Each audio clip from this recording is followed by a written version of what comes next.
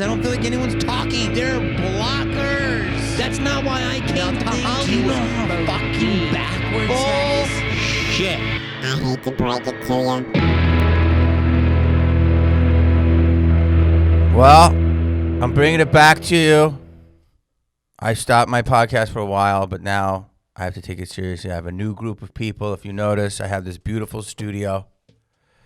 I have some young upstarts, Ari and Aubrey, helping me out. Abby, Jesus God, am I a piece of shit?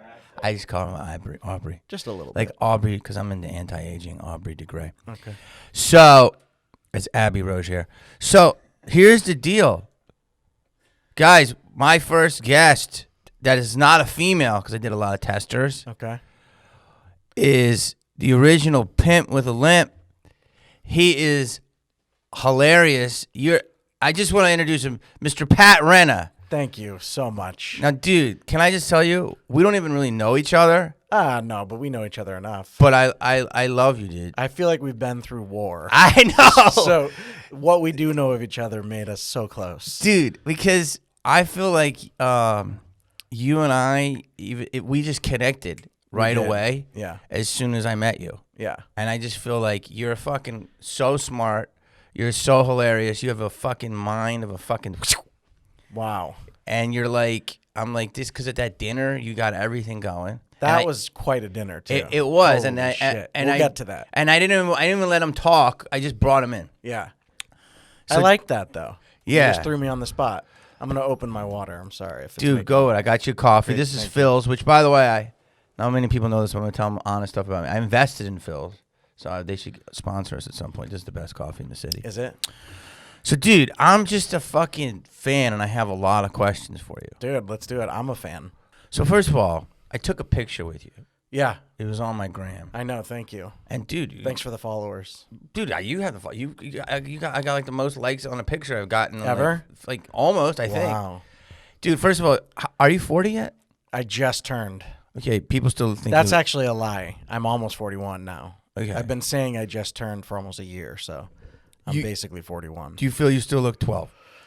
Yeah, and the reason is I can't grow a beard. I've realized that's why I can't grow shit there. So Is it medical or you just can't? no, I don't think so. Okay, you're like- I think it's just neither can my dad, you know? Oh, okay. I hope not. Oh, Jesus. Can I ask you? You are a natural redhead drinker. Yeah. Yes, Okay. yes, yes. I'm sorry, I won't bring that. That's up. okay. Do people get mad at that? What, being asked if you're a natural redhead? People get gingers are a new group that are Yeah. like feel oppressed. We're also That's a just- dying breed. Yes. So, dude, there's so much I want to ask you, and it's just fascinating. Your story was fascinating. If you've told it enough, I was talking to my friend, and she's like, "You're gonna be the annoying interviewer that asks all the questions that everyone already knows, and you don't, because you're getting it." So, if I am, just say, "Dude, that's annoying." No. Which story, though? We talked about so much. I'm Well, guessing- I'm the guessing- way you got to start in your business is crazy. Oh, yeah. The way you fucking got. No one knows this, but Sandlot was your first audition, correct? Yeah, it was. Yeah, basically. First audition. Yeah. To be fair, I auditioned for a TV show right before that, but I also booked that. Okay. So I was 2 for 2. It was crazy. Well, you don't have to brag. Yeah, I am bragging. Yeah. But, whatever. So you go in. I'd like you to just kind of tell what you were telling me at dinner. I mean, basically, you went in Yeah. and you got this. You're from Boston, Yeah. and Born you and didn't have actors in your family, No, I guess I don't have any actors in my family, no. and you wanted to be an actor since you were a kid, Yeah. just naturally. Yeah, I think I did school plays and messed around with stuff like that, but I moved out to L.A. with my mother. She moved from Boston, and Sandlot just kind of presented itself. That was the last guy cast, and it was a last-minute cast. They had someone, but they for some reason it didn't work out. So they were switching roles with some of the guys and got rid of one guy. And I went in straight to the director, and I realized I've never done anything. So, going straight to the director is not something. I didn't go straight to the director for anything great about me. It was, like I said, a last minute call, and he loved it. And the scene that he had written for the audition was from The Honeymooners, the "You're Killing Me, Alice," and so I did a whole you're killing me, Alice. You're out of here. Like throwing a guy out the plate with a little of, honeymooner's touch to it. And he loved it. And he, said, come tomorrow, meet all the guys. And if you get along with them, it's yours, basically. So we all got along, and the rest is history. Wow. Yeah. It is pretty wild. How old were you? 13. Dude, I want to stay focused, but I go off in a different place when you said that, because what he just said for people out there, okay, is he hit at a much younger age than I did, and he didn't really have the backstory of the struggle. I mean, you might have had personal struggles, I have no idea, but Yeah. in Hollywood, but we all have struggles either before or after, sometimes very rarely you do not hit hiccups in your career. The fact that you just said, hey, come back, meet with the guys, and if you get along, it's yours. Yeah. I take anyone watching this. How fucking beautiful is that? It is beautiful, and you're right. It doesn't happen. It doesn't happen anymore. Fuck, man. I mean, those days are done. Dude! They are, though. They are. It's it's a different Hollywood. I mean, it's funny because with all the different platforms that are out there, you'd think it was more. There's more, but it's weird. It's weird. I don't know. Can I tell you two stories with Yeah, that? please. What you're saying is it's just so beautiful. It's so simple, and it's okay. So think about it. You go in. It's kismet. It's beshirt. It's meant to be. It's your talent. It's everything. I don't know. It's all of it, right?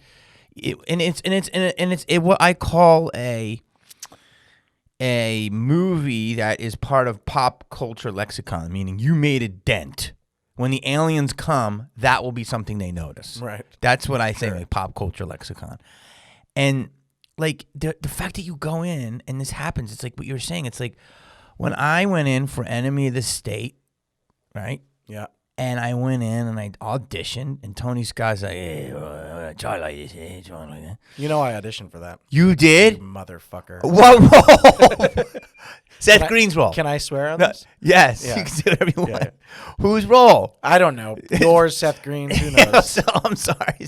So I go in, Yeah. and it's like Seth and Scott and different people, and I'm like, I don't know if they were all there. I think some were there, and he's like, yeah, he's all like that. Right? And I go in, and he goes, I'm like, what's the character's name? He's like, well, right now you're a technician, so we'll call it Tech. And I'm like, okay. And then he goes, what's your name again? I go, Jamie. He goes, all right, it's Jamie Tech. And I fucking audition, do it this way. And at the end of it, he goes, get it. And I go, what? And he goes, I hope you like Baltimore. Get out of here. Wow. Get out of here. And I go, I got it. He goes, get out of here. And I just knew. Yeah. Like, I knew. I didn't get, and then when I went in for Three Kings, another great movie. Yeah. David O. Russell, he was like, yeah, that role's already cast. Here, read this and do an accent. I go to the toilet. Like, I'm waiting an hour. He goes in the toilet. He's reading other people. He comes in. I'm at the urinal. He goes, hits me in the back. You got that accent down? I'm like, I'm working on it. Yeah. Probably stayed 4 hours. He's like, you know what? That's awesome. He's like, we can work with this. And I mean, the Now greatest ones Yeah. making the greatest things are the greatest people. I know. And now you don't even read for directors ever. You don't meet them. It is a different. I mean, I remember a couple years back, or maybe a decade at this point, I read for J.J. Abrams for a TV show. I didn't end up getting it, but come on, how many times do you read for J.J. Abrams? Like, it's crazy. It's crazy, and it's totally different now. Do you feel that I want to ask you why it's different, remember that, but do you feel that movies are easier, and that's why they're better than TV? And I don't want to diss TV. I don't mean that in a way it's bad, because there's great TV, obviously. But what I mean is the process of making a movie with an auteur is much better than making a TV by committee. Do you agree with that? Yes. I think also the thing that I love about films is it's an immediate, like, you begin, you film it, and you're done. Mm-hmm. And then you're on to something new. And I think, especially with these TV shows that it's you don't want to talk trash about them because, hey, if you're lucky enough to get on one that runs for 20 years and make a fortune and all these great things, but it must get just old and, get tiresome. And that is the great thing about a movie is you're always playing a different character. The beautiful thing is a movie is I love it. You do it, you put it away, it's done. Yeah. Then you have freedom. Yeah. Then you can see what you want to do next. Yeah, and I feel like, though, there are some good things about the platforms or media today in that these TV shows are 8 to 10 episodes and they're 30 minutes. And so it's sort of like a little mini movie. Oh, no. I love a good – listen, there's great TV shows, obviously, and I love TV.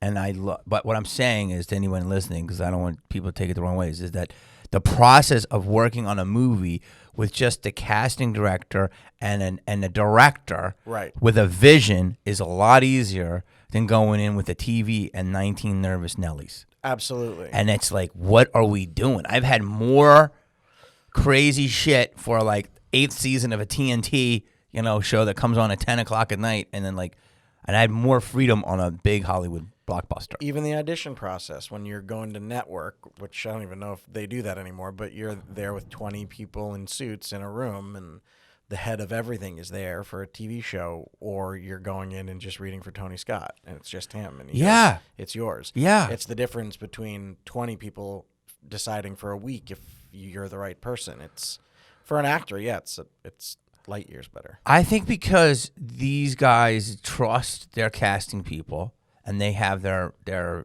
head, their ear, and they're like, boom, these are the guys I like, peek at them. Yeah. And that's how I think it is. The great casting directors have those. Sure. Yeah, that's true. Because I think it was Sherry, I can't believe I'm forgetting her name, but the casting director who did Sandlot was one of those legendary casting directors. Yeah. So he trusted her, and just like you're saying, that was a big part of it. So why do you think it is, because I agree with you so much, why is it that there's never been more outlets, but there's never been more scrutiny? I don't know what it is. I don't know why there's not more. It doesn't feel like there's more opportunity, except that maybe anyone, I guess there's just more talent, if that's what you can call us. As a conglomerate, just talent. Mm-hmm. I think that it sort of evens out the fact that there's also more opportunity. There's exponentially more people trying because anyone with an iPhone can do it now. It's the same thing in the voiceover world. That's something I've kind of done, messed with a bit, as an actor. And when I first started, you had to have an agent, and it was a very particular thing. And if they called you in, and you were competing against 10 people for this Coke commercial, and then you would get it, and voiceover would pay incredible. It was unbelievable, and for like 5 minutes of work, and unreal. But back then, you were going up against 10 people. Now, again, anyone with an iPhone and a voice memo can record an audition and send it in. So I think doesn't mean they're going to listen to them all. It doesn't, but I think actors now get lost in the shuffle a little bit with how many people are out there, and the fact that you can just have 1 million followers on Instagram, and all of a sudden you're considered. I know, you're right. That is real. Bankable, or That is real. Oh yeah, a buddy of mine went in, and I forget who it was, but he said he was the top choice, and then they said, what's his following? It wasn't big. Sorry. On to the next. And it was, a legit project? Yes, a legit project, yeah. But they were really banking on a following. Oh, my. I think that's such bullshit. Yeah, of course. Like, people are going to just turn in because if someone has 2 million followers, doesn't mean they're going to turn in. It's bullshit, but it's also real shit. True. Like, it works. No, I mean, I look at it. If it actually means the dollars, then you should do that. But I just don't know if it translates. But that's my opinion. Sure, maybe not. I don't know either. I'm the jury's still out on all advertising. I don't understand it personally, how it all works, but apparently it does. So you go and you have this. Oh God, I just lost my question. It was like, do you feel the name, because it used to be like this. No one knew who you were. Like, I'm just speaking for me. And, Sure. and you get this opportunity and you break. And then people want you because they do know who you are. Do you feel having a name now, because we're talking about this, helps you or hurts you? I think that it's both Yeah. with me. I think it helps me because it opens doors. So no matter what, people feel like they know me, and I get a leg up because of that. I think it hurts because they also feel like they know you. Yes. So then you're pigeonholed, or well, they're this, they're that. Honestly, though, I would rather Be a have name. what we have. Yes.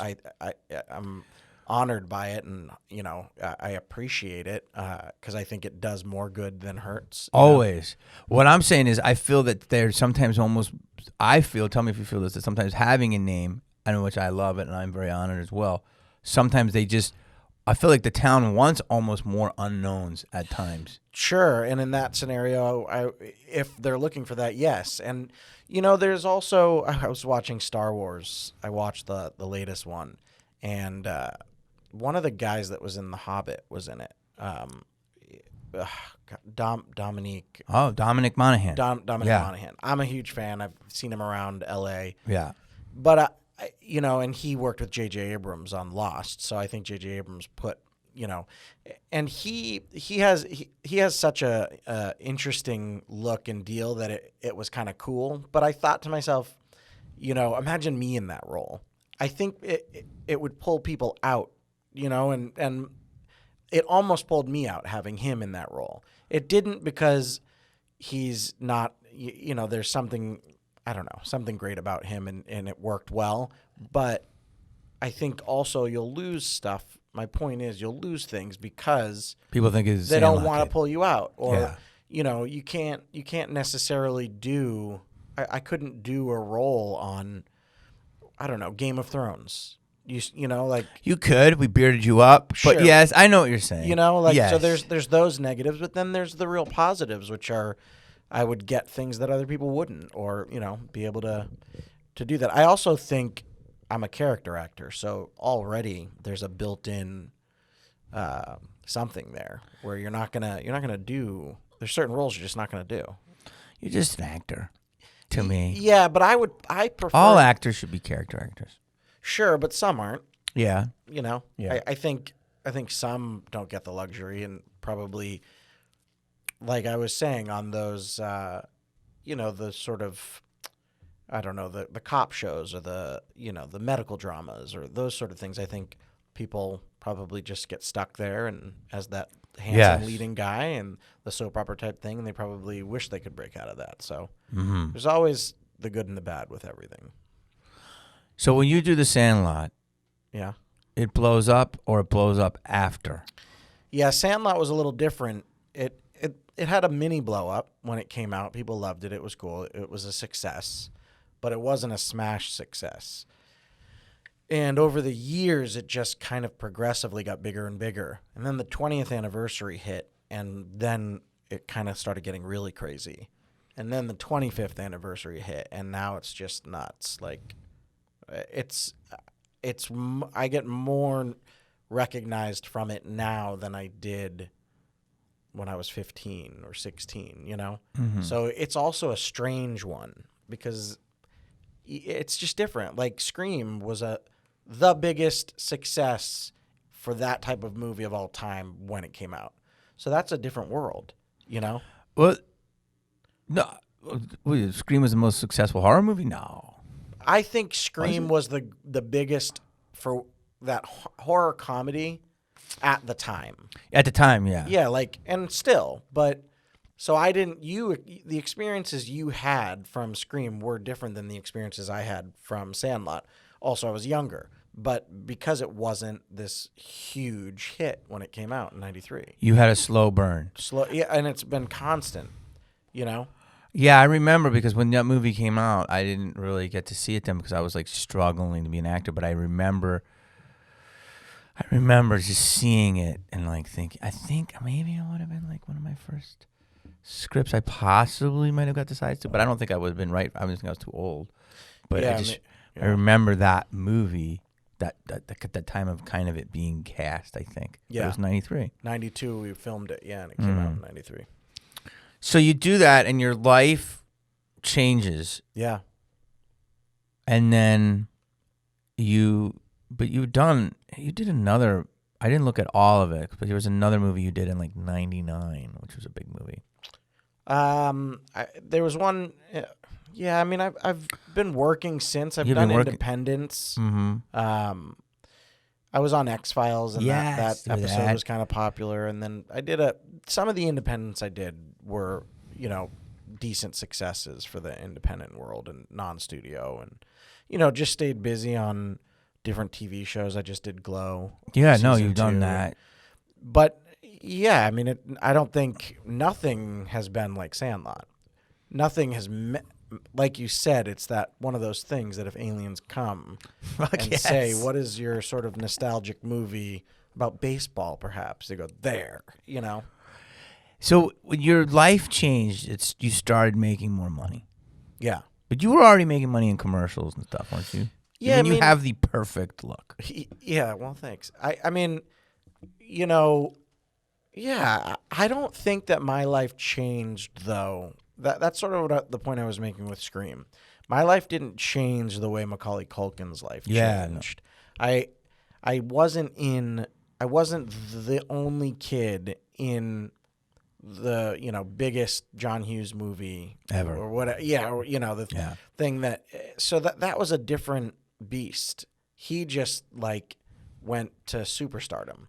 Again, mine's been a slow burn, and it's just a different type of thing. It's interesting. It's different. So I never had the good and the bad of those experiences that I'm sure Macaulay Culkin had. I'm going to ask you some things, and anything you feel uncomfortable with, you have to say, shut up. Yes, you got it. So, because you were a kid actor. Yeah. Shut up. No, I'm just kidding. Yes, I was a kid actor. Well, I mean, I don't know if I want to go there. Go there. Well- fuck it. I'll answer honestly. I don't think I have. Because, there's so much happening in Hollywood in the last 2 years with Me Too and everything. Careful. Okay, go. But it's there's creeps. Sure. Did I ever run into creeps? You definitely ran into creeps. You definitely ran into yeah, creeps. sure. Your beautiful little cheeks. People were squeezing them over there. That's right. On Barham. What's the damn apartment complex? The Oakwood. The Oakwood. You know, Oh, yeah, I loved the those Oakwood. acting workshops. Oh my God, I used to party at the Oakwood all the time. Dude, that's mandatory. Absolutely. For the under 18 set. Yeah. And there's always that one creepy manager. So 35-year-old manager. yeah, it was like, hey guys, Yeah. there's an acting workshop in a hot tub. Yeah. This is also comedy.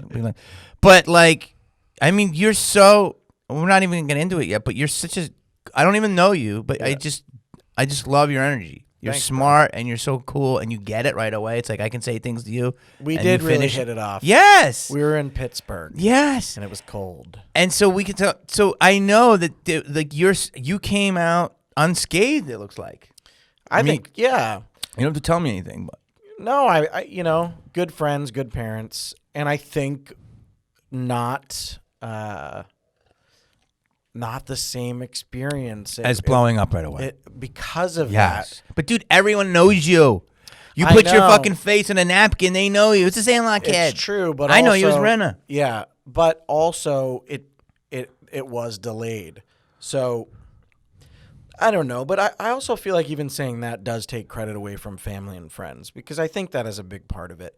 I grew up with two guys, and they were my closest buds growing up, and I even thought about them recently, and there's very few people in my life that I can say something to and know that they'll keep it to themselves. Yeah. And those two were people like that. And they're still in my life now. Non-actors. No, Kyle is an actor. Okay. Yeah. And then another bud of mine, Brahman. He's a director and he's done some acting, but they were always in the scene. But because us three had each other, I think, we stayed away from heavy drugs. Yeah. Which is important. we drank, but Yeah. we, listen, I partied in Hollywood, but I never. The scene, though, you were out in the scene. And when people don't know what the scene is, tell them a little bit what the scene is. Because I never really saw you in the scene, but I'd heard about you at the scene. But you're younger than me. Yeah. We were Talking about going to the clubs. Dublin's, baby. Monday Yo, night. yeah. That's when the comedy. Oh, that was the best. But you were underage or just old I'm enough? sure I was underage. Yeah, Dublin's. I'm sure. Dude, do you remember when it was Carlos and Charlie's or no? No. Okay, so Dublin's Monday night. I remember Justin Timberlake's 21st birthday That's right. party. Justin Timberlake and Britney. Yeah, that was the killer party. Yeah. So Dublin's, you were ruling it when you were 18, Yeah. 19. I like to think I was ruling it. You probably were actually ruling it, but I was doing comedy, but you were also driving a Porsche or something? No, I didn't drive a Porsche. I always drove SUVs. SUVs. Yeah. But my buddy Kyle had like one of those Mustang Cobras, so maybe you saw us like driving around town in those things. You would go in. Yeah. What's up? Pat's here. Yeah. What was your drink? Oh God, we did kamikazes. Okay, nothing wrong with We that. just did kamikaze shots, and then as Red Bull was invented, we just vodka Red Bull. And then you were like, yo, let's go. What's up? What's up? About to ladies? What's up? No, I wasn't the lady killer. But you, I was. I think I heard you pulled. You pulled. I love to smooch. You're a smooch. I was Oh, you were smoocher. you were a kissing bandit. I was the kissing bandit. Yeah. And I Gotta be was careful. You wanna edit this scared- No, I'm fine. I was scared of disease. Mm-hmm. I was petrified, and I was scared of fathering a child until I was ready. There's something So- called a condom pack. Yeah, I know. I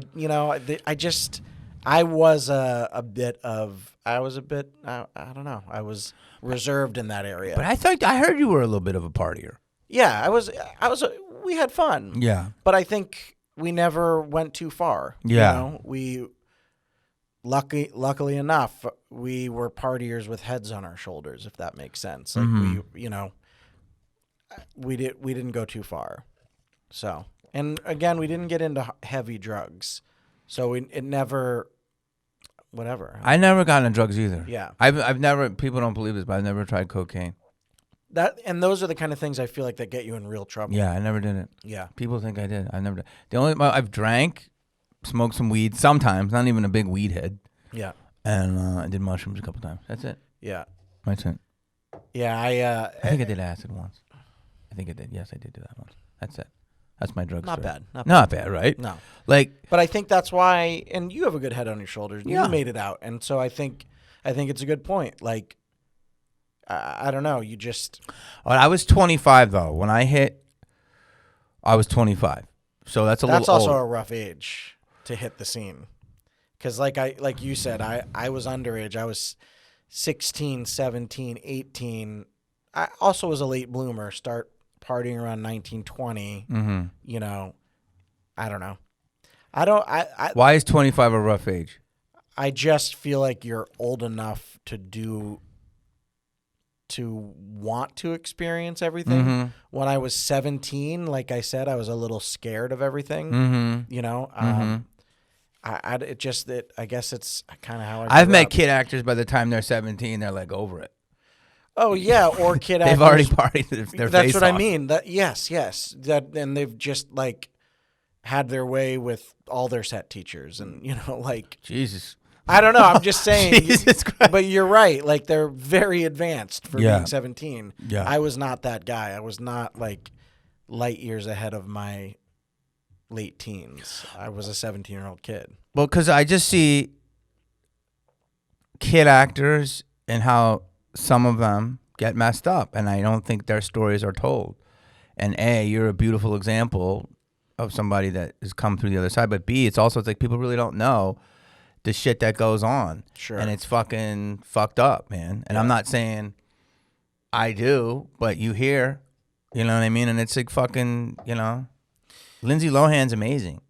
And I think that she's, I'd like to see her get her ship right. Yeah. Sure. And you don't have enough compassion for the position that they're in. People have no fucking idea. You're a kid actor. You, Right. you stop me when I lie. I'm not saying it's you. People, all of a sudden, you're this little fucking pot of gasoline, and everyone's hooking their fuel line up to you, and they're sucking you dry. And even if your parents aren't together, and they're fighting over your stuff, and then you got a little kid that you feel better about, like your younger sister, you want to protect her, and then there's so many leeches. People don't get it. Yeah. And it's fucked up. But that's why I also was saying, I think I need, in thinking about it, even you asking me these questions, I'm thinking about it, going, I think part of the reason is I had, my mom really did a great job. My dad did a great job. They were divorced, but they didn't fight. Yeah. They kept, they're still friends to this day. It's important. And I had the same friends growing up, and we stayed together. Because when you start bouncing around with friendships, then you can't trust anyone. And then exactly what you're saying really kicks in. And I'm sure it's what's happened with Lindsay Lohan. Like, she's had people surrounding her that are not trustworthy, put her in a bad light, and then she's fucked. Has Hollywood ever, because you seem like you still got these two friends, I feel like Hollywood has made me so much more, my world shrunk. Did it? Yeah, because it expanded, and then you really see who's there for you. Right. And I'm lucky, and I've had ups, and I've had downs, and I've had ups, and I've had downs, and I feel like I'm going to be on my third up. Yeah. And you really see who's there for you, and it's like my world is fucking tiny. Yeah. Like, I know everybody. It is tiny. But I it's was like, just talking to my wife about this. Besides those two friends, I have another buddy. I'm lucky. I have some good friends out there, but another actor friend of mine, Tommy, he's been there pretty much since the beginning. And then, it's a small circle of people. But honestly, even you go even smaller, and it's just my wife. That's it. I know, dude. And I've known her since almost before any acting. And we were just friends growing up, and then it just clicked one day. And so I think that also is a huge part of it. Being married, we've been together almost 15 years now. So a lot of my 20s, I was with one woman. And, it was, I think that's helped too, but you're right. That it's teeny. It gets, it's just. Has to be, though. It should be, I think. Yeah, because the more people just want, they don't understand your life. Yeah. I understand your life. It's like more of us should stick together because people really don't understand it. And it's like, how can I say this in a way it's like Hollywood used to be this beautiful club. Yeah. And it was just, and that we all wanted to be in. I know I wanted to be in it, and it was like this thing. And once you get in it, it's insulated. Now, there's a lot of great things in the club, and there's a lot of bad things in the club. Right. But people protected each other. Now, I'm not saying certain things in the club should not be exposed. Obviously, there's a lot of bad things in there being exposed, and it's great. But there's also a lot of, like, people that get on and try to exploit people and take them down for no reason, like bad mishaps on set and different things. And it's like, yo, man, that was just a creative process. Sure. And so that's what I feel like in Hollywood. There's a new thing now where people, you agree or disagree, that they want to, like, expose you, and you're like, yo, I'm just trying to create here. Yeah, I mean, honestly, I don't know that it's a new thing. I think, Really? I mean, I feel like it's been around a long time. People that, And what I'm saying is before it is fights on set and stuff. Like, Yeah. Fights on set are very common. Absolutely. People are constantly fighting. It is a fucking playground, and you're trying to make this thing that makes a mark for the aliens. so there's a lot of stress, Tons of stress. $multi-million at stake. multi-million, and you work 16, 17 hours a day, and, it's exhausting. So So think about this. You come out to Hollywood. You have nothing. There's no backup plan. You fight. You get through. A multi-million-dollar business is on your ass. All these people are on your ass. You're a fucking name. All of these things. And it's like there's going to be fucking tension. And people then, like, will say whatever. You're difficult or you're this or that. What I'm saying is, and it's like, yo, you're not. It's just, it's in the creative process. Now, there is difficult people. Yeah. But I just feel like sometimes people's stories aren't told. And I feel like that it's a different thing now where people want to be up, video camera. Well, that's what I was going to Guys say. arguing with the director. I feel like it's always been. It's just now things are very accessible. Yes.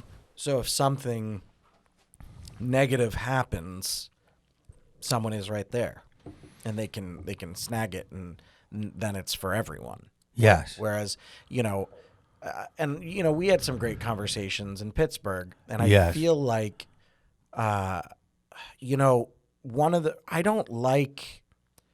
feel like a big problem with today is I have never met anyone.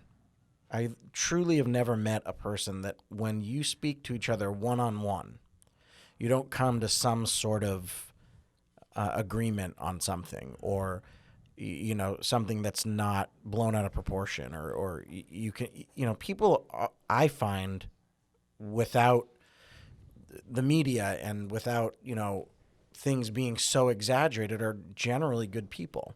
And when you talk to them personally, I've just never found to disagree so wholeheartedly with someone, but then in this society, Meaning you're saying you see their side when you talk to them. Yes. I can see their side. Yes. No matter which side of it I'm on, whether it's, ultra left and ultra right, or, when you have a logical conversation with someone, you go, okay, I can see why you're saying that. Maybe you're not this crazy person. Yeah. However, in this day and age, everything is it's under a spotlight, and it just like Lindsay Lohan, like your example there, like it makes it worse when everyone can look at it and laugh at it, and then the real cruelness comes out of people when there's no accountability. Yeah. When you're one-on-one, you're accountable to Yes. because he'll pop you in the face, maybe. Yeah. Don't, be respectful. And, Yeah. I don't know. It's kind of like Isaiah Thomas, the basketball player. I just saw that. Yeah, he went into the stands, I just and, saw and the that. guy's flipping him off, going, Yeah. fuck you. And he goes, what's your problem? And he goes, I just wanted a Slurpee. And you made the free throw, and now I don't get a Slurpee. Is that what happened? Yeah, but Isaiah Thomas is like, dude, I'm a man. Before any of this, I'm a father. I have kids. Respect me. And it's a good point. He got kicked out of the game because you can't go in the stands, so fine. But it's a fair point. Like, yo, dude, if he was on the basketball court one-on-one with that guy, he never would flip him off for missing a free throw. But None of these people would say that shit. no. And so half the shit that's said, 90% of the shit that's said now is only said because you're not accountable.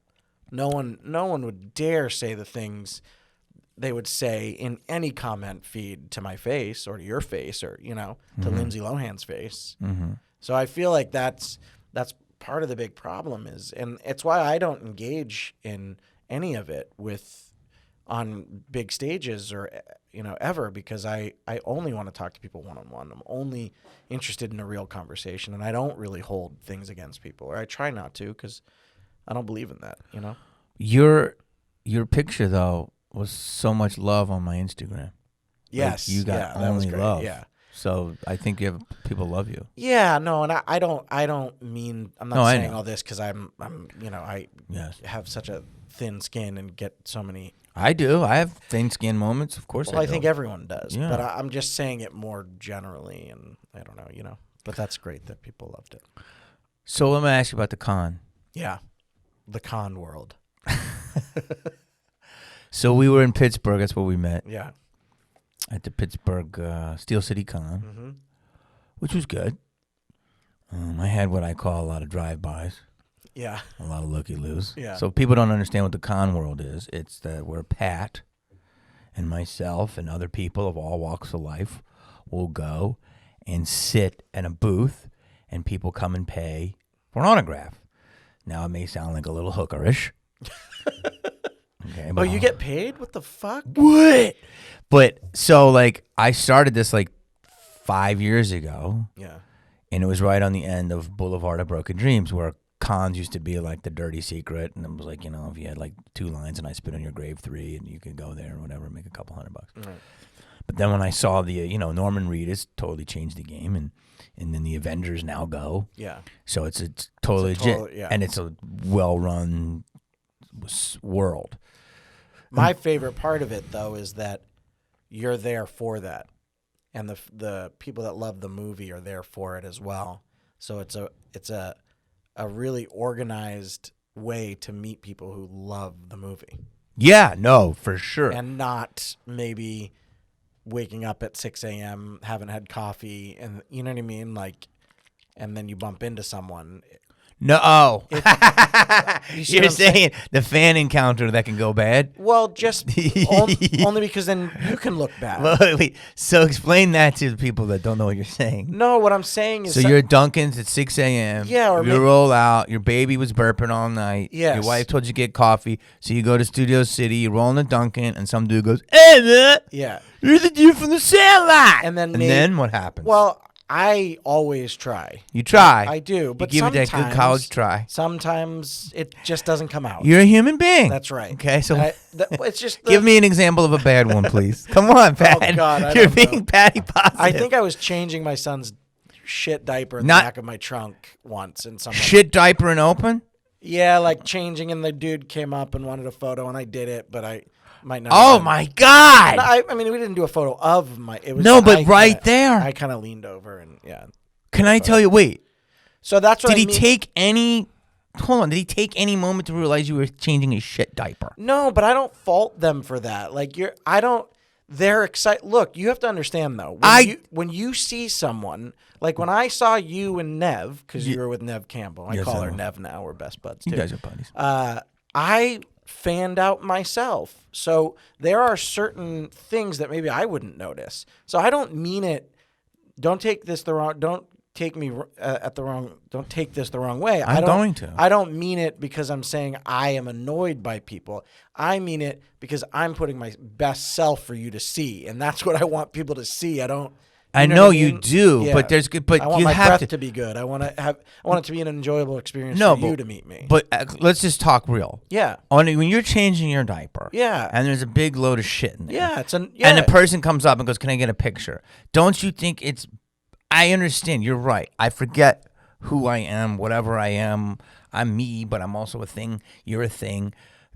Yes, it's frustrating. If I saw a panda in the street and he was like changing a diaper, the panda would be surprising, but I would give the panda a moment if panda could change diapers. Sure. Do you agree with that? I do agree. However, I think, number one, you see when you go to these Comic-Cons that in other cities besides LA, it is more exciting than it is in LA. Oh, for sure. So that you have to realize it's something that people haven't seen, so the excitement is higher. I'm not talking about the cons. I'm saying you and them on the street changing your diaper. I would think a human would go, "Oh my God, I hate to bother you. When you're done, may I take a picture?" That's how I would do it. Yes, unless they're so excited that they forget that. One time I was a long story. I had a girlfriend and she was an actress and she was known, and my mother fell down in Buca di Beppo. It's a crazy story. I'll tell it sometime. And then Gilles Marny, who's a great guy from Sex and the City. He's the French guy who showed his cock. A very nice hug. Okay, good. So Good for it was me, my girlfriend who was famous at the time, and Gilles came over, was like, "Oh my God, your mother." And I was like, "Gilles, what's up?" He's like, "Your mother." And she had fallen in Buca di Beppo. Yeah. Long story short. Which one? Universal? Yes, Okay. you know that one. Yeah, of course. And long story short is we were getting her up and everything. And like literally fans were freaked out, like kind of helping, but also like, "Can I get a picture?" Like, and my mom's like, Yeah. So, I mean, I was like, do you not have... So I agree. We are a weird thing. You're a weird thing. But there's also moments like I've also not been a thing. Well, yes. And I think because... You're basically like, shit, diaper, throw up. I have to take the picture. And I do it. I know. So that's why I'm saying... But you don't... But it's okay to think that's weird. Yeah, but I don't know. You know, the people that I get the most excited about are sports stars. Yes. So there is... And if I didn't have experience on this side, possibly I would maybe make a fool out of myself with them. You know? Not even making a fool. It's just like they are... Sure, just take or a not. moment and just read the situation and go, "Hi." It's like the waiter that comes over when you're with your girlfriend. You're like, "What the fuck?" And you're arguing. And they're like, "So the specials are." And it's like, "Yo, dude, I'm in the middle of a divorce here." Yes, that yeah. I just wish Totally people enjoy it. sometimes would read the situation. But you're Yes. saying, listen, none of us want to put our bad foot forward. Sure, but there are moments. Even forget the poop story and just go to a regular one walking down the street. Yes. But I always give the picture. Of course, but my whole point is, let's say you just got off the phone and it's an annoying phone call, and then you want to give the best of yourself. So that's what I love about the convention. The convention is because you're there professionally. Yeah, my phone's yes. off. I'm there professionally. This is what I'm doing.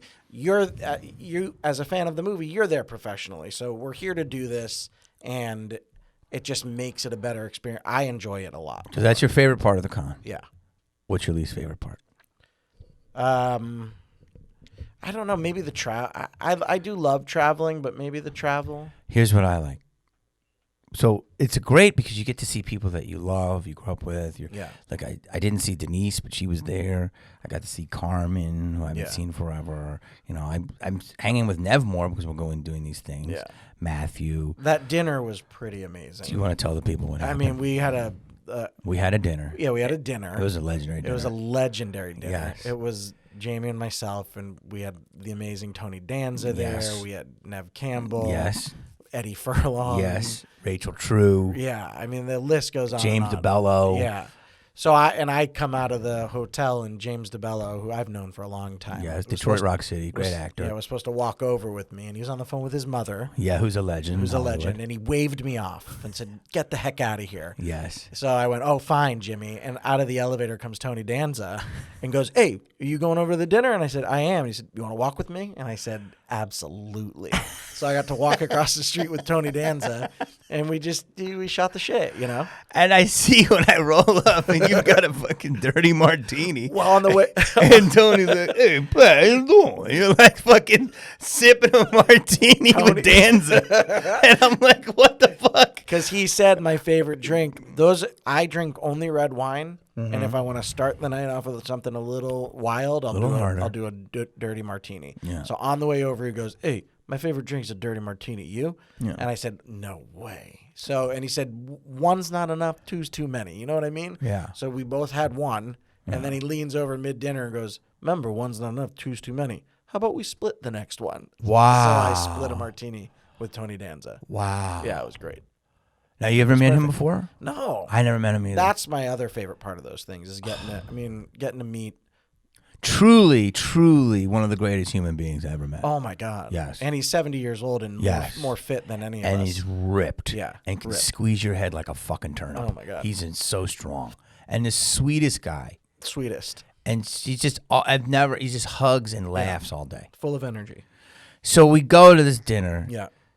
So have you been doing the cons for a while? No, only since the 25th anniversary of the movie. So a year and a half. Oh, so you're new to these things. Yeah. I didn't even know about them. I think also... You're going to be doing them a lot. Yeah, I think I heard about them before and had the same thing, I don't know. But then when, certain people started doing them and, like you said, the legitimacy, and it's kind of a cool experience, It is great, but I've been doing them longer. I'm going to tell you some things. Okay. Hit me with it. You got what I call some window shoppers. Right. Okay. You get some... Again, don't judge me, okay? It's not that... Okay, some people need the money. Some people don't need the money. I don't know everyone's in a situation. Like, listen, everybody can always use an extra... if you saw $6,000 in the street, would you walk over it? I'd pick it up. Exactly. Yeah. I think Jeff Bezos would too, right? Sure. So... He definitely would. He'd pick up a quarter. Well, he has $150 billion. Yeah, but he, that's why he is. Those guys pick up pennies, let me tell you. So listen, if people give you this offer, and I'm very happy that they do, you take it, right? So it's a beautiful little side hustle. And again, Pat is being the angel here. I'm being a little darker. But... I've been doing this a while, and without people, there would be no me. That's 100% true. That is 100% true. So I do appreciate that. But sometimes I wish people would see that I have moments where I'm not, a thing. So, for instance, oh God, I lost my thing. So that con was really well run. Yeah. So there's certain cons, like one that it's Nev. Or Nev and Matt, or Nev, Matt, and David. There was one con. It was Nev, Matt, David, and then me, and the line was so beautiful. It was like, and they trickled down because they wanted all of us. We got to get Skeet. Where are you? He's too busy on Riverdale. Yeah, and that was the first con in about 3 cons where I wasn't getting the Nev effect, right? And I don't know. And I think it was like Pittsburgh, and people knew who they wanted to come and visit. But what I want to say is, before you say all this, Carrie Fisher, you got to watch her HBO show. documentary about her life before she passed, and she has a whole thing about convention about how what it is, but you can't say no to it. And Did she do them? She did them. Yeah. She did them. Mark Hamill doesn't do them. Or does he? He doesn't? I mean, he just is what cons are made for. Like, he would just crush at them. I think that'd be the first $1 million payday. Yeah, it might right? be. Like, that's the thing. That's Luke Skywalker. Some people should know, too, that some of these guys make a fortune. Fuck yeah. Holy moly. Fuck yeah. I mean, big money. Yeah, it's crazy. So it's like, look, there's people that don't even. I mean, Tony Danza, I'm not going to put his money out there, but he has a lot of money. He doesn't need to do them. He does them because he's promoting his book, I think, and he just loves it. He likes meeting people. Yeah, I do them because it's a beautiful opportunity, and if I have the time and if I'm in my stand-up schedule, I do them. You might do them because it's a new opportunity. I don't know. Everyone has different reasons. I'm very fortunate to be able to do them. But, like, people like Wallace Shawn, Father of the Bride, that line was crazy. Oh, my God. Carrie Elways, that line was crazy. Neb's line was pretty crazy. Some of the wrestlers, their line was pretty crazy. My line was steady, but it wasn't crazy. But, like, it was a harder con for me because, like, there's two types. There's the type where my line's always there. And then there's one I did in New Orleans called Wizard World, and they made the thing like this. So they put all of those, the TSA ropes? Right. So long. So it was great because if people came up, it was such a long walk to get to me that if you came, you wanted to buy.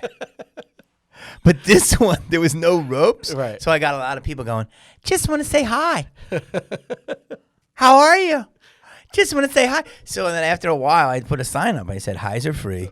Small talk is 20. Oh, God. As a joke. Yeah. But people get all butthurt. But I have what I call window I feel shop. like you can get away with a lot. I hope so. I really want to come see some of your comedy, by the way. Come do My it. wife used to date Bobby Lee. No. Yeah. So oh my God! I know, This funny? just fucking opened up. Yeah. Bobby's in a relationship now. I think he's kind of married. Is he? Yeah. Good So for you him. don't have to Very worry about nice that. guy. I've met him. No, I'm not. I don't. Okay. I've been with my wife for 15 years. Like I said, You don't We have to get- fist fight, We don't Bobby. get. It's okay. I will. Okay. He's like literally the only guy I could probably take. Too. Wow, it'd be a good fight. Yeah, it'd be a good fight. He's So- actually he's a little stocky. He probably could take me. Wait, so this your wife dated? Wow, that's crazy. But so my Small point. world. I know, and I met him a few times, and he's a sweetheart. And but she loves going to the comedy world too. So does she come out? yeah, she will. I wanted to. Has she ever seen me? No. Okay, well, And I told her I'm coming to do this, and I wanna come see some of your comedy whenever you want. because I love it. What were you saying? We were talking about the conventions, the looky-loos. Yeah, you were saying that. Oh, so people come up to me, and they there's like the family of like the meth heads. Did you see the meth heads? No. There's like all types of convention types. I can help you out with this. Okay. There's like the organized collector Right. who's like knows exactly what he wants. Yes. 15 on the poster. There's the nerdy couples. There's the random stragglers. And then there's like the Family. You probably don't get as many families as I do. Well, I had some families, but there's like this family like this. There was a family there, and the girl had like green hair, and she had the grandmom, and she brought the 3 kids, and she was like, I don't have any money, I just want to say hi. But she had like 3 kids, and she was doing that. I saw her go over. She did that to Robert Patrick. Yeah. She got Chris, who was the original Scream Face. She got a high out of Nev, a high out of Carmen, and she didn't spend a penny. And she kept using the kids. Well, I got my kids. And it was like, but it's okay to say hi, say what's up, how are we, shake a hand. But then it was like this. So tell me, like, your first time. It's like, lady, I don't have time for a meet and greet. But that was that family. I don't know if you saw them. They pay the entry fee. Not Sandlot fans, apparently. Well, no, they pay the entry fee. Then they lick the back of the hand. They stick the stick. So it's like 25 for 6 people, Okay. and then they go around, and they don't have the money to pay the picture, but they wait till the line's down. Yeah. Those are what we call drive-bys. All right. Good to know. You're gonna give me all the inside scoop on the whole thing. But listen, it's a beautiful world. It's amazing. I stopped doing them for like 2 years because I did feel like I felt weird. They felt weird, and it's like, you wanna. I was pretty good. That weekend, I had one little argument with somebody, but I do feel that sometimes you do feel like a piece of meat, and it's like if you're sitting there, it's like ooh. Hey, that beats Cameo, right? Oh God. Do you do that? No. Let me explain Cameo to you. And I like the guy who does Cameo. This isn't a diss to you. This is why I stopped doing it. Hey, as far as the guy who created Cameo, they're fucking geniuses. Great guy. Well, I know it's a simple concept, but it's kind of, they've had different versions of that, but I think it's blowing up. And listen, I love the guy who did Cameo. He's a great guy. He came to me and he asked me to be on it. He said, you're going to have a lot of fans. Here's the thing. It's like, I stopped doing it, and here's why. Did you do it? I did it. I did it for like 4 cameos, and it was cool when people appreciate you. Yeah. But it's just like, yo, man, don't get me on a bad day. Don't Yeah. like test my self-worth. It's like, basically, look, and it's funny. You know who told me about it? Porn star. There you go. Okay. Because who starts everything on the internet? Porn stars. They're the innovators, right? And then it, fair point. yeah, right. And then, so here's the thing. The Cameo, this guy did one. This is when I stopped it. Again, I don't need money. I mean, listen, I can all use money, but I'm not destitute. You know, I'm not gonna die if I don't do the cameos. But it's like, you know, it's like, okay, maybe expand the audience, right? But they said you could make it a day. I was like, oh, that's interesting, but it's not. You could make what? What they said you could make in a day, but I'm like, I don't know if I can make that. So reason I stopped is a guy did a cameo and he put like 14 of us in the cameo saying like something. And he was basically then did a YouTube video and said, it cost me X amount of money to get these celebrities to wish me a happy birthday. What a cheap bunch of bums. Oh, nice. And he just shit all over us. Yeah. And I was like, bye, Cameo. Yeah. I was like, yo, dude, I don't need to hate. Like, Yeah, that's why I never did it, because it's on video. So it's a Yeah. So there's nothing you can do. It's done. Because of that. Yeah. You know. and I was like, I'm out. And I don't necessarily live my life to avoid the naysayers, but I try and avoid it. You know, I try and, because people like that, you know, he's not accountable. Yeah. Nobody knows who he is. But would he ever come up to your face on Melrose and say No. an inch of that? No way. No, and it's because of what I call the insecure society with which we live. Yeah. Meaning that Sure. people don't feel good about themselves, so they see you, and you're getting more attention potentially than they are. Yeah. So they have to put pick you apart Yeah. to make themselves feel better. Yeah. I'm not saying it's always that way. Again, if you want to criticize me, if it's good and helpful, Yeah. I will listen. Yeah, and there's a time and place for criticism. Yeah. Honestly, the time and place is when you ask for it.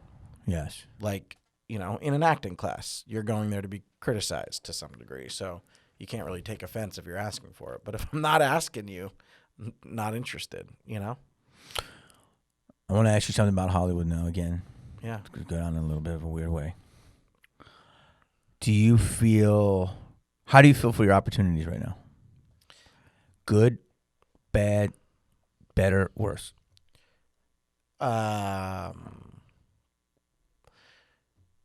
You know, I think probably the same as it Same. always been. Okay. As I think it's things are canceling themselves out. You know, again, you know, there's been a resurgence with Sandlot. And Yeah, I've seen it. Love for it, so it's definitely helped, and you know, so I think the same. Like you said, I've been lucky enough to be able to be somewhat picky on things that I do, and you know, I haven't missed a meal, you know, as you can tell. So you know what I'm saying, though? Like, But it's changed in the sense, like, I remember one day I read, I want to say, maybe it was the same day, maybe not. I read for, like, Biodome. Oh, did you? Yeah. Were you in Bio? No, you were in No, I was in Son-in-Law. Son-in-Law, Yeah. yeah. That's right. You were in Son-in-Law, too. That was my I, second movie. Yeah, I know, I went man. from Sandlot to Son-in-Law. Dude, so funny. Yeah, and So funny and in Son-in-Law. Oh, thank you. And that Seriously. that was an amazing experience to get to work with Pauly Shore. And, Yeah. yeah, You were his what? I was The Carla. Gugino's. Yeah, how do you? Carla Gugino. Gugino, thank you. I always have a hard time with that. Carla Gugino. See, Gugino. Gugino's little brother. Yes. And he came and was dating her. Dude, you were so funny in that. That was a blast. So fucking funny. I went in and read for that, and Pauly Shore was in the audition room, and I think Encino Man was already out. It was so, and that I loved Encino Man. So I knew who he was, and there was one scene where he comes up to me and gets in my face, and says something, and I think they knew my mom was in the waiting room, so as he did it in the audition, I just looked to the side and screamed, "Mom!" and he lost his shit and loved it. And then it was like that moment where I walked out and they said, "Hey, hang out for a second," because it happened. So Isn't that beautiful? yeah, it was great. Isn't that And I fucking kinda- beautiful? Yeah. It just, I can't tell people enough how much that doesn't exist anymore. Like, doesn't. Paulie showed up. Yeah. He's cool. He wants the chemistry to be right. He's like, okay, buddy. You just nailed it. He wants the chemistry to be right. Mm-hmm. And I feel like that it's not the way that it is anymore. Now the experience is show me what you got. Yeah. And it's not a conducive environment for good work No. because you're nervous, and no matter how long you've been doing it, you don't feel that welcoming feeling. I remember the director, he passed since, but Steve Rash, he was very welcoming, and he had Paulie in the room, and he had me, and he wanted me to do well. And same thing with the director of Sandlot, David Mickey Evans. He wanted me to do well in that room, and it's different. It's not as warm. And even when I read for J.J. Abrams, like, here's J.J. Abrams, they want you to do well. It still exists. We got to get it back to that somehow. I don't feel like it's lost forever. It's a little cold out there right now. Dude, I know. Not to bring it back to me, but off of that, I read for What Women Want. Oh, yeah, with Mel Gibson. Yeah, and I was on a nice run, and I was always like the sidekick or the third sidekick. And it was Mark Feuerstein, who's a great actor, got the role, but I went in as a last minute. And Howard Fuhrer, you know who that was? OG. I think he's dead, God rest his soul. Just a New York giant.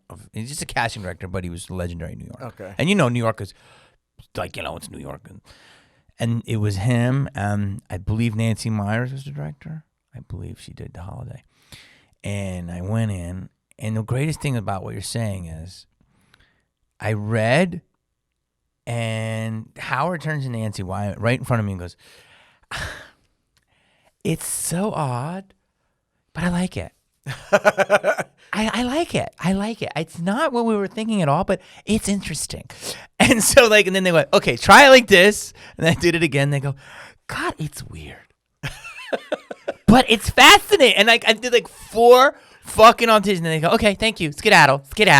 And I left, and I'm like, I didn't get it. Mark got it. He was great in it, and Mark's more together, and I was more of a wild card.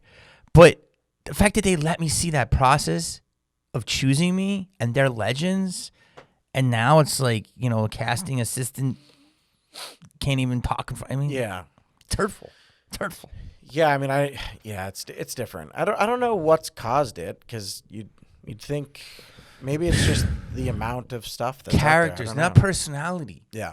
We got personality. Yeah. There's a lot of people that are just stiffs. This is the creative process. You're going to run into a lot of kooks. Yeah. And that's what's okay. People don't respect the kook enough. Yeah. You know what I'm saying? Yeah. Agreed. Just like he said, I like it. It's weird, but I like it. Yeah. And it wasn't right. I Yeah. wasn't right for the movie. Maybe I've been too distracting. But, at least they were honest. Yeah. Now you have a child. Yeah. 2.5. And another on the way. You heard it here. That was my announcement. Wow. Yeah. Crazy to do. Have kids? Yeah. It's You're responsible for a human. Yeah, it's pretty wild. It's amazing. Luckily my wife loves being a mother. Yeah, it's beautiful. So it makes it easier for me because she's a fantastic mother and really raises him. It's also funny to me because you don't realize until you see it how important mothers are. Yeah. You don't realize what your own mother did for you until you see your wife mother your child. Only until recently has he started to really enjoy my company, Wow. and he never disliked it. He just didn't care about anyone but her. And it's just, they are really, they are the source of life. Came out. Yeah, they came out. Yeah. And then they feed them if you choose to, do that. And so that's a pretty special thing to witness. that's been the thing I think that shocked me the most is that relationship. And I never thought about kids until recently. Yeah. And I thought, well, never be married. Then I thought maybe a baby mama. I went never married, never kids, maybe a baby mama, maybe a unit. Now I think the only way to do it is to do it like you're doing it. Like you have to have two parents. Yeah. And you have to raise it. That's what I believe now. Yeah. As I gotten older. See, I think that's what guys are better when they're older. Yeah, I also think, I mean, and this is just me, and however you do this, but I think that either one of the parent or a split version of both parents really need to raise the kid. I don't think, like, I haven't looked at it and gone, I want someone else to raise my kid. Yeah. You know what I mean? Yeah. And it's fine if both parents need to work, then they're, figuring out a way that, they can both share that raising, because there is something between the parent and the kid that no one else can replace, even if it's adopted or, and that's what I mean. Whatever version of it, that's for you to decide, and whoever does it, that's for you to decide. But I think it is important that the parents really have a connection with their kid. Yes. Because it makes a difference. Well, yeah, you got to be with the kid. Yeah, and it's your kid, and your kid. Then they are a product of your raising them, and I don't think anyone can do it more. I say that just because I see, and sometimes it's tough though. If you both need to work all these jobs to put them through, I understand it's tough, but that's the thing that I've found special is we've been lucky enough to be able to spend time with them. Yes, I know you got to go. I'm gonna let you go. You just did Glow. You did. Yeah. You did it last season. Yeah, season 2. Season 3's out now. And it was great. Yeah. Yeah, it was fun. And you want to tell anybody else, what are you working on, trying? Well, you have to, I did a podcast. Yes. And it was about a year ago. Yes. And I kind of paused it. Yeah, I did too. Yeah, because I was doing it on my own with my buddy, and we had some help, but I made a movie and we produced it a couple years back, and the director. What was it called? Bad Roomies. Okay. It was the first movie I ever produced. It was low budget. We had fun. We Netflix bought it, and okay. It's a fun movie. It is what it is. Pretty low budget, but right. for if you keep that in mind, it's good. Okay. But anyway, the director and one of the producers, they do a company now. And they're producing like YouTube shows and podcasts. So we're working together now, and we're going to relaunch my podcast as a YouTube show. Okay. And we've been just kind of testing it out at the end of the year, and in January we're starting. Okay. So I want to have you on. I want to do it as one of my I want to guests. work with you. Great. Let's do it. Dude, you've got to. I mean, you're so introspective today. I think probably people maybe like you, probably like me. I know a lot of people don't realize, that I have a brain because of my characters I played. I don't know how they are with you, but you're such a deep, smart dude. Oh, thanks. And I think that, hopefully I don't know how people see Hopefully you. they don't think I'm a dick. No, you're not. You're so smart, so deep. But I mean, to me, you're so funny. You know what I mean? Yeah. But I think you're so introspective. I don't know if people really see that side. I'm glad that you got to do that. But yeah, me too. I want to fucking work with you because I think you're do it. hilarious. And you fucking have you can have a fucking razor sharp tongue. You kind of held back today. But you can Did I? Yeah, you're fine. Well, we were talking about some. Yeah, you went deep with me. Well, no, it just happens. Yeah. But you can you're like, I don't know what lived mean. You know what lived means. You're smart. Come on, dude. I did. Carlos and Charlie's. You were holding it down as a 16-year-old. No, I never did that. Never. No. God. Dublin's, baby. That was Dublin's. That's it. That's what I meant. Dublin's. Oh, that's right. That's It right. was. It was Carlos and Charlie's. Yes. No, I did rule Dublin's on Monday. Dude, I know you fucking did. Do you remember Miyagi's across the street? Dude, do you remember this? Do you remember Joe's on Mondays in the Yes. early 2000s? Yes, I do. That was on Ivar or something? Dude, that was a spot. Yeah, well, they all were. Fuck. Greek restaurant. Dude, that was a good spot, right?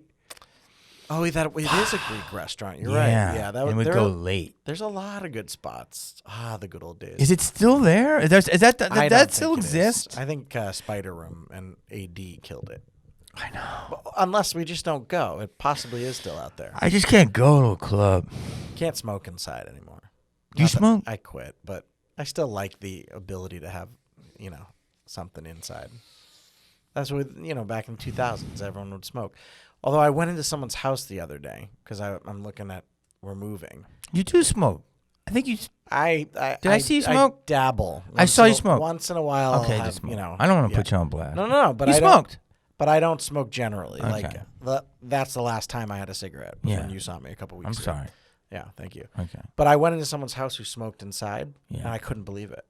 Their house? Yeah, it was the most. What a dirtball. It was the most awful thing I've ever smelled. It was awful. In his house? Yeah, but my point is, we all used to smoke inside restaurants, inside airplanes. I don't know how we did this back in the day, because if you go into somewhere that they smoke inside, it is awful, unbreathable. Dude, don't smoke. You already really look young, so you're lucky. Thank you. But you don't really age, so. Well, no, I don't. I don't know what happened, but again, it's the beard. I don't smoke though. You don't have to. I saw you smoking. At the Hilton. Was it a Hilton? Doubletree. Yeah, come on. No, I did because we went outside. You went, let's go outside. Don't and tell them we stayed at a Hilton. Make it look all better than it was. We stayed at a Doubletree. Doubletree. Let's be honest. I did Doubletree's good, dude. It wasn't bad. Get a cookie at night. Sorry, Doubletree. I'm fine with the Doubletree. Yeah, okay, so you don't smoke. That was just a late night Eddie Furlong had a cigarette. Eddie Furlong. When Eddie Furlong hands you a cig, you take it. And when Tony Danza says Martini, you say okay. Yeah, you did. You had a lot of peer pressure. Yeah. I liked it, though. Thank God no one gave you heroin. Yeah. If Nev said, Nev, I do what Nev says. Nev doesn't drink soda. Yeah, no, she seems like a real healthy. She's really healthy. Well, she's natural too, but she's like she seems it. She's like, I don't want to drink any soda. She was really great too. The best. Yeah, I had a lot of fun with her. Top 5 sweetest Very souls on the planet. She's Canadian. Yeah, that's sweetest. why. She's beautiful. Are you? No, you're American. American. Yeah, I've come to realize all nice people are from Canada. Yeah, dude. But listen, I'm going to let you go. Okay. And we're going to have our own conversations later off camera. This is fucked up because Pat wanted to meet me for coffee, and I did. And I said, let's do the podcast. So I fucking totally. I'm into it. But, dude, you're awesome. So whatever you want me to do, you want to tell them your social media, all that bullshit? Yeah, just my name. Just find Pat Renna anywhere. Patrick Renna. Patrick Renna. Yeah. And I want to work with you. Let's do it. January. Okay. What's the date? You tell me. I'm busy that whole month. No, I'm kidding. This is weird. And I want to come to your show. Let's come to a show. These guys all run the Comedy Store, so anytime you want in. Oh, do they? Yeah, these guys are ballers. Oh, really? Okay, and if you fucking charge them at the door. With Paulie. Problems. Yeah, he did Son-in-Law. Yeah. So. Paulie still owns it, right? Yeah. So. Him and his brothers. So. I love you. Let's work together. Do you want to promote your show now or just wait? No, because we're look for Pat. Yeah. You'll All right. You the man. But let's be honest. What? I live. You live. I live, man. Peace.